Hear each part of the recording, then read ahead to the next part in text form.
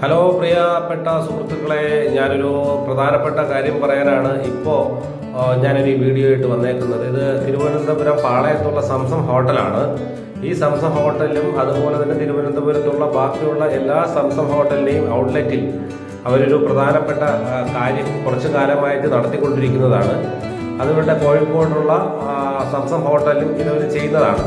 അതായത് രക്തം ദാനം ചെയ്യുന്ന വ്യക്തികൾ അന്നത്തെ ദിവസം അവരുടെ സർട്ടിഫിക്കറ്റുമായിട്ട്, അതായത് എവിടെ നിന്നാണോ രക്തം ദാനം ചെയ്തത് അവിടുത്തെ സർട്ടിഫിക്കറ്റുമായിട്ട് ഈ റെസ്റ്റോറൻറ്റിൽ വന്നാൽ, അവരുടെ സംസം ഹോട്ടലിൻ്റെ റെസ്റ്റോറൻറ്റുകളിൽ ഏതെങ്കിലും പോയി കഴിഞ്ഞാൽ ഒരു നേരത്തെ ഭക്ഷണം സൗജന്യമായിട്ട് കൊടുക്കുന്നതായിരിക്കും.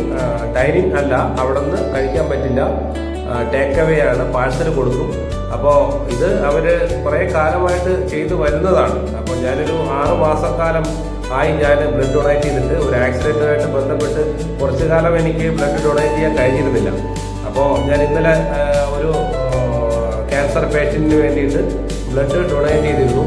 അപ്പോൾ എന്തായാലും ഈ ഒരു കാര്യം ഉണ്ടോ എന്നറിയാനായിട്ട് ഞാൻ ഇന്നലെ ഇവരോട് കാര്യം അന്വേഷിച്ചിട്ടുണ്ടായിരുന്നു.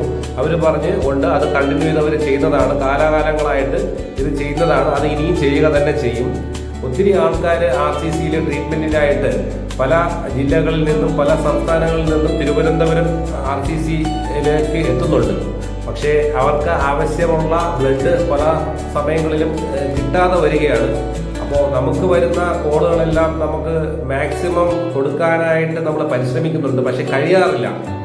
ബിഗ് മേഖലയിൽ പണിയെടുക്കുന്ന ഏകദേശം 10,000-ഓളം തൊഴിലാളികൾ ആക്റ്റീവായിട്ട് തിരുവനന്തപുരം ജില്ലയിൽ തന്നെ വർക്ക് ചെയ്യുന്നുണ്ട്. പക്ഷെ എന്തെങ്കിലും അത്യാവശ്യമായിട്ട് ആരെങ്കിലും RCCയിലോ അതല്ലാന്നുണ്ടെങ്കിൽ എന്തെങ്കിലും അപകടം പറ്റിയോ വരികയാണെങ്കിൽ അവർക്ക് ബ്ലഡ് കൊടുക്കാനായിട്ട് നമ്മൾ ഒരുപാട് ബുദ്ധിമുട്ടുന്നുണ്ട്.